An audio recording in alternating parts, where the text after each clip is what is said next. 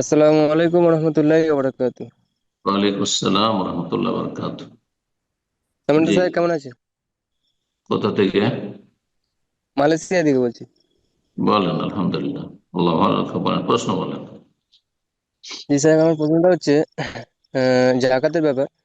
যে আমরা ধান ধান যে চাষ করা হয়, ধান যখন মাঠ থেকে তুলে নিয়ে চলে আসা হবে, এর এর জাকাতটা কিরকম? মানে সঙ্গে সঙ্গে কি জাকাতটা দিয়ে দিতে হবে, না আহ, এটা থাকবে, মানে বছরের পর তারপর এর জাকাত বার করতে হবে? এটা একটু বললে উপকৃত হতাম।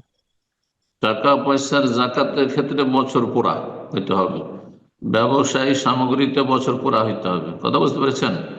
স্বর্ণ চাঁদি থাকলে তাতে বছর পুরা হইতে হবে, কিন্তু খাদ্যদ্রব্য, ফল মূল, খেজুর, কিশমিশ অথবা আপনার খাদ্যদ্রব্য ধান, গম, এগুলোর ক্ষেত্রে আল্লাহ সূরা আনায় বলছেন, ওয়া আতু হাক্কাহু ইয়াওমা হাসাদিহি, এর হক দিয়ে দাও।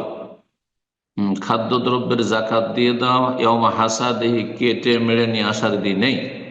যেদিন কেটে মেরে নিয়ে আসবেন উঠিয়ে, সেই দিন আগে ওসর বের করে দিবেন, ওসর জাকাত বের করে দিবেন, তারপরে তখন ঘরে উঠাবেন। রব্বুল আলামিন বলেছেন, কোরআনের হুকুম এটি। বারাকাল্লাহ। আসসালামু আলাইকুম শেখ।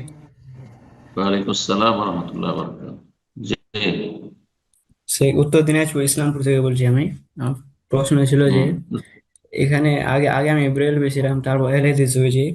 তো আমাকে এখানে এই আহলে হাদিস মসজিদ থেকে আমার বাড়ি থেকে যেতে দেয়নি, এখন কি বাড়িতে নামাজ পড়বো নাকি?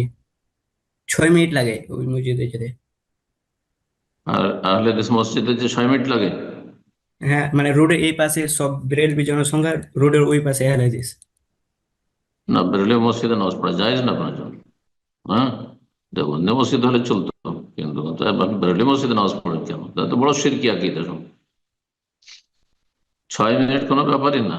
হ্যাঁ, আমরা মদিনা ইউনিভার্সিটিতে পড়েছি, 8 মিনিট পাক্কা। বড় স্পিডে আসতাম। আমার বিল্ডিংটি, হোস্টেলটি ছিল সবচেয়ে দূরে, 8 নম্বর বিল্ডিং ছিল। 2 বছর প্রথম ছিল, 8 মিনিট লাগতো।